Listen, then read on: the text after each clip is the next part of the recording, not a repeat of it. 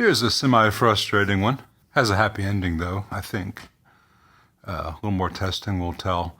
This is a 58, I believe, Tweed Vibrolux. It belongs to the same friend who brought in the 3 Princetons. He said the amp sounds good, but he's always thought that the amp sounded best for its first 2 minutes and then changed in sound in some way.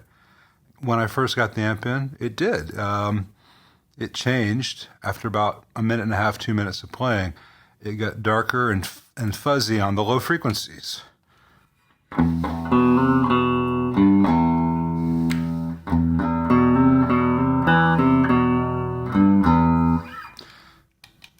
And it's not doing that now, which is, you would think it's frustrating. But the reason it's not doing that, I think, is because I had a supposition.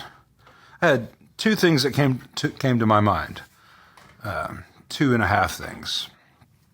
It's got some old carbon comps for plates, and a cathodione there, and this 22K dropping resistor. Any of those can act up as they get warm, and as current passes through them, they can change. But I went through and measured voltages when the amp was cold, first powered on, and after it had been on a while. No real change, just the normal slight fluctuations. And thank you, Mr. Ohm. Voltage staying the same means that current is pretty much staying the same. I went through my scope, measured each section as I played, and nothing was getting distorted in weird ways. There was no change visible throughout the amp. These Sprague Atoms are from 2004. I worked on this amp about 5 years ago. Those were already in there, and they were fine 5 years ago. And even though they're approaching 20 years old, they're 18 years old now, they seem to be just fine. There's no real ripple. Even at the first node, ripple is low. There's just not any sign of a problem.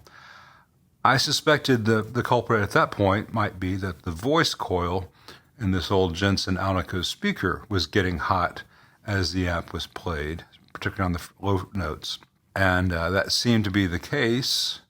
And I unplugged this and got my handy dandy 1/4 inch to RCA adapter and hooked up my external cab.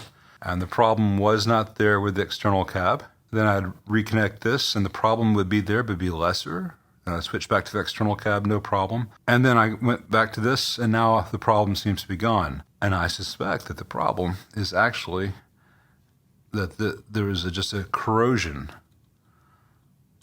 of this contact from this RCA. When you unplug it, power it off and unplug it, I think this RCA plug just had a little corrosion. This is someone else's work, but it seems to be fine. I think it's someone else's work, might be mine. I don't usually put shrink wrap on it. It's got quick connects per the owner's request. So what I'm going to do is I'm going to carefully reach back in there, disconnect the quick connects, clean them all, clean that RCA plug. I think that's what was happening.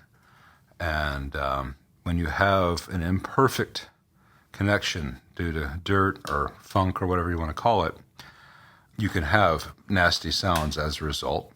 And just the physical act of doing that a few times while I was swapping to the other speaker seems to have fixed it. If that's the case, that's great. I was concerned about the voice coil being bad because that can happen and they can overheat. But this speaker was reconed in 2011, so while it's possible that it would still mess up, it's just not that likely. So I'm going to give the connections on this a little bit of a spray. And when I put them back on there, I'm going to make sure that they're really tight. And I'm going to let this sit and get cold for a good long while, like 2-3 hours. And then revisit it and confirm that that the change has not returned. Now let's see, positive, negative.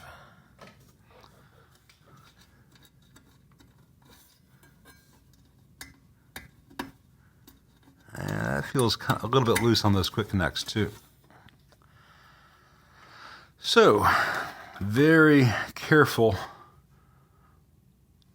tightening. I don't want to make it so tight that I can't get it back on at all. But I want to make sure that it's a little bit difficult to get on. And then when it's in place, I'll tighten it even more.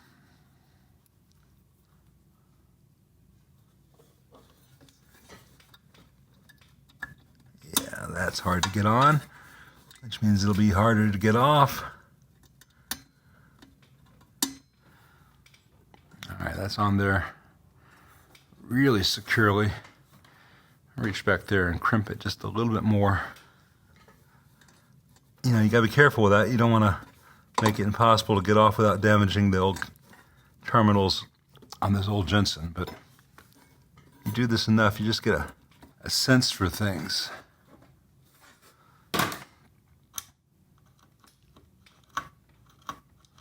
And that could be a little bit tighter too. That one I'll do by hand. It's like cracking walnuts. That's better. Other than that, it seems just fine. Got some new old stock 12AX7s, some Tungsol 6V6s, which are still fine, and probably original or very old rectifier. Hopefully that did the trick.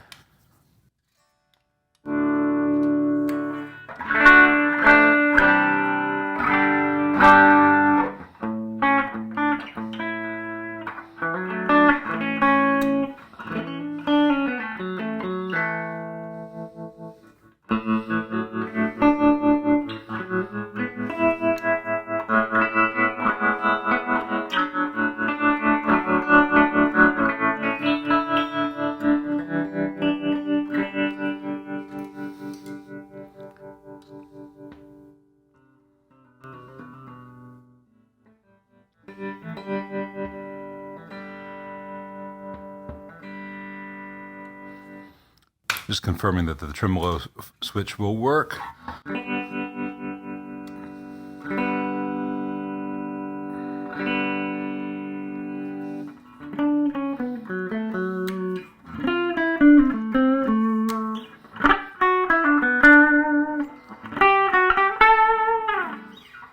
Really nice sounding amp, and it's, you know, it's an odd one when someone says, hey, the amp sounds different after it's been on a minute or two. And he honestly thought he might be imagining it. And, you know, when I get descriptions like that, I'm open-minded, but you always have to be aware that people do have very inventive audio imagination sometimes.